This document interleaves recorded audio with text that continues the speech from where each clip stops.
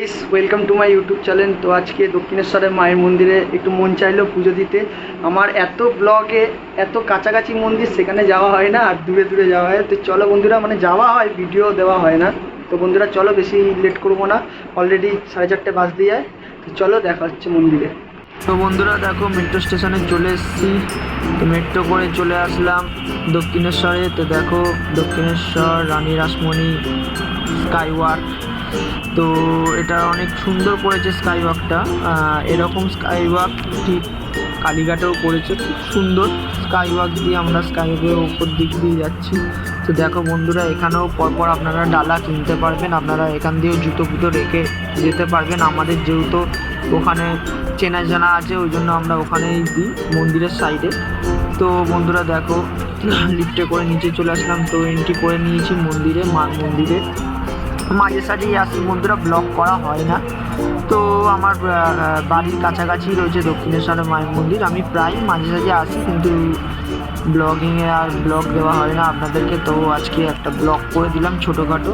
তো দেখো বন্ধুরা, এটা নতুন হয়েছে পিৎজা রেস্টুরেন্ট। তো আমাদের এখান থেকে ডালা নিই 48 নম্বর দিয়ে, আমাদের চেনা জানা আছে, ফোন করে দিয়েছিলাম। তো দেখো বন্ধুরা, মায়ের মন্দিরটা অপূর্ব লাগছে, খুব সুন্দর লাগছে। তো বন্ধুরা পুজো দিয়ে কথা হচ্ছে। তো দেখো বন্ধুরা, ফাইনালি পুজো দিয়ে দিয়েছি।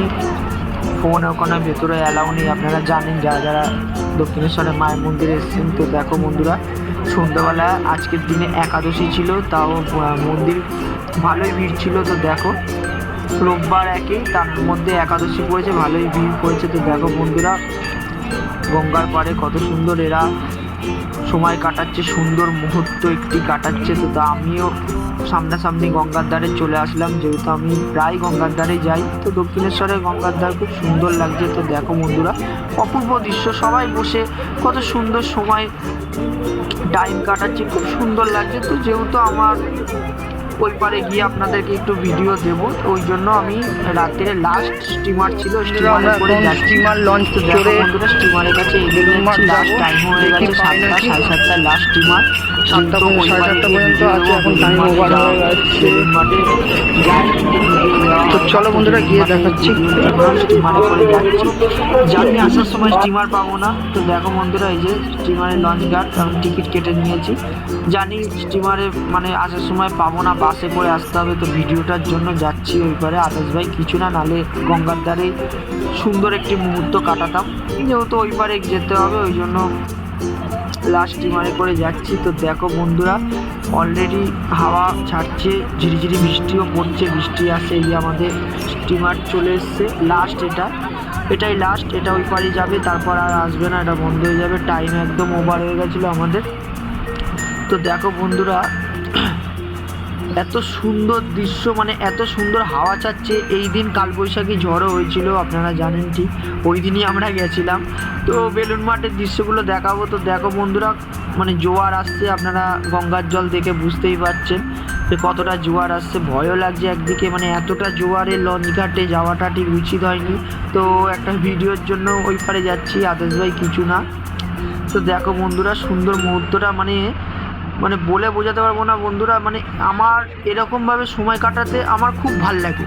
কার কেমন লাগে আপনারা অবশ্যই কমেন্টে জানাবেন। আমার তো এরকমভাবে মানে একা থাকতে, এরকম মাঝগঙ্গা আর ফ্রি মাইন্ড, মানে মাইন্ডে যত টেনশান সব কিছু থাকে বন্ধুরা, একবার এরকমভাবে টাইম কাটিয়ে দেখবেন, আপনাদের কোনো রকমের মাথায় টেনশান কোনো কিছু থাকবে না।